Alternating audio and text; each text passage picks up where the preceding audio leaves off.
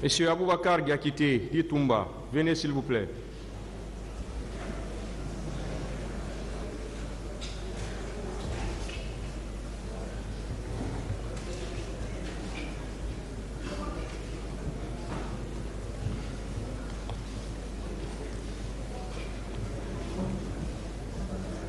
Vous préférez vous asseoir ou vous voulez vous arrêter?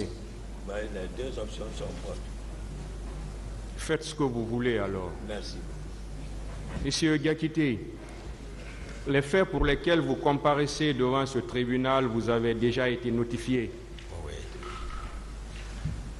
Et à la question de savoir si vous les reconnaissez, vous avez dit que vous ne reconnaissez pas. Oui. Vous avez la parole pour donner votre version des faits au tribunal. Merci, Monsieur le Président. Honorables assesseurs, de m'avoir autorisé à prendre la parole pour exprimer ma part de vérité par rapport à cet événement malheureux qui est venu venir saluer l'histoire de notre pays. Mais avant tout, Monsieur le Président, honorable assesseur, je voudrais, avec votre permission, formuler une prière à l'intention de la mémoire des victimes que cet événement a entraîné. J'implore Dieu, le Maître suprême des juges, d'accueillir leur âme dans son paradis éternel. Et je formule également la même prière pour notre cher pays, afin qu'à travers ce procès, que les Guinéens puissent se pardonner, se réconcilier, et que Dieu donne la paix à la Guinée. Je ne saurais terminer cette prière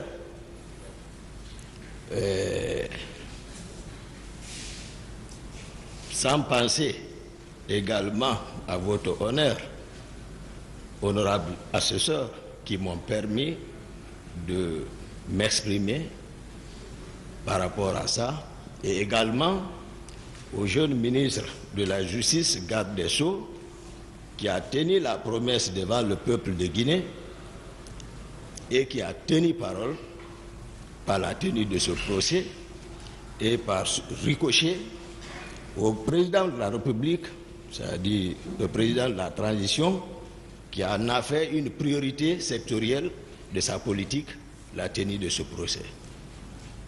Avant de continuer, Monsieur le Président, honorable cher assesseur,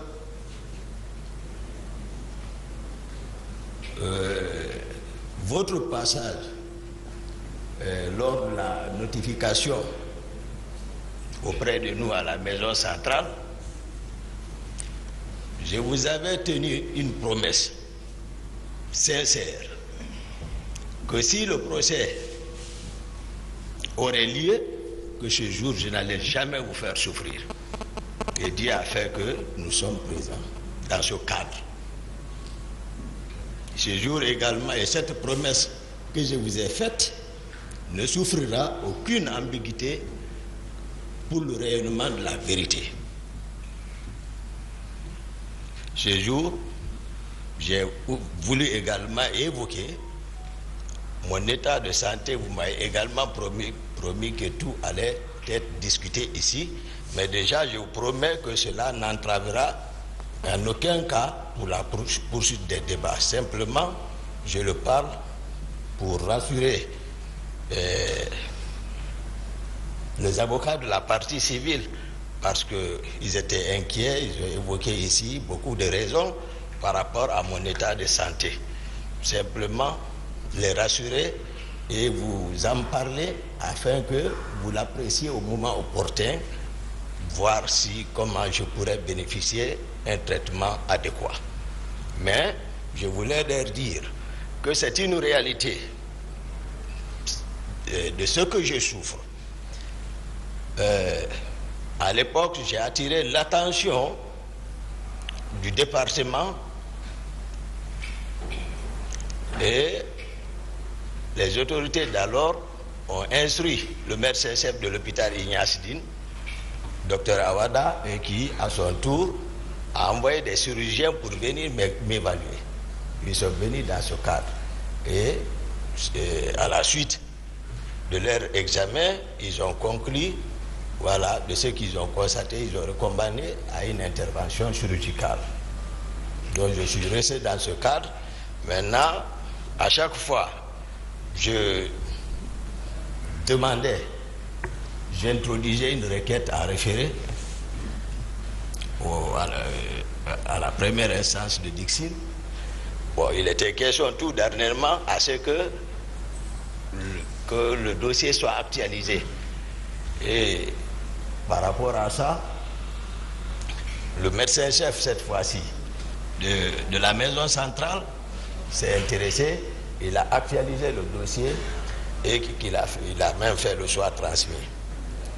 Donc, lors du procès à référer ici, à la cour d'appel ici, le dossier était déjà là-bas. L'actuel ministre de la Justice également, tout récemment, a instruit les services de la santé de la maison centrale afin qu'ils évaluent mon état de santé et de le transmettre le dossier. Je sais qu'ils sont venus me voir, ça a été fait. Donc simplement, je voulais rassurer tout le monde que les médecins n'ont pas menti et tous les commentaires également faits par mes avocats, c'était une réalité.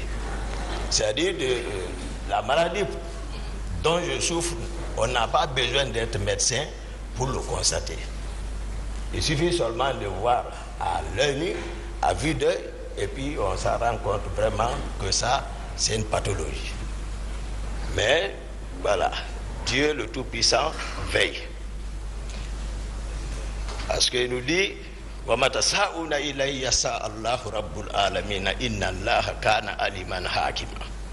il dit, ce n'est pas ce que vous voulez qui se fera, c'est ce que lui, le Tout-Puissant Allah, il veut, c'est ce qui va se faire.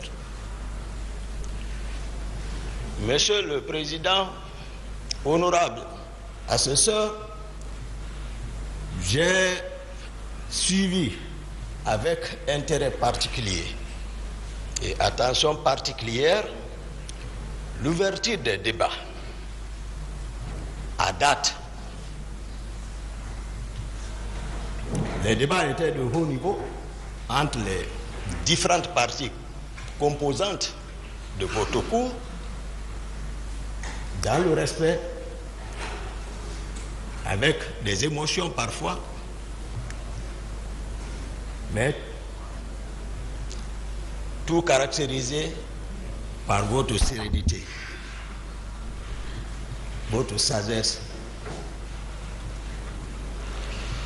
J'ai aimé un avocat de la partie civile qui a caractérisé ce cadre qui nous abrite aujourd'hui à un amphithéâtre pour des personnes douées d'intelligence savent que ce que c'est qu'un amphithéâtre et savent que ce n'est pas un endroit où il faut venir jouer avec les gens, surtout sur un sujet aussi sensible.